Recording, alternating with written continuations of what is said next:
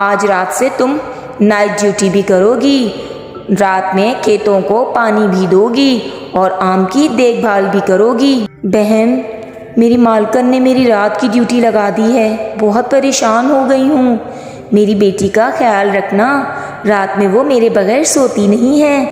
गुड़िया, तुम्हारी अम्मी की रात की ड्यूटी लग गई है, तुमने परेशान नहीं होना।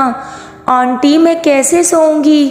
मैं हूं ना तुम्हारे साथ, मुझे अपनी मम्मा ही समझो।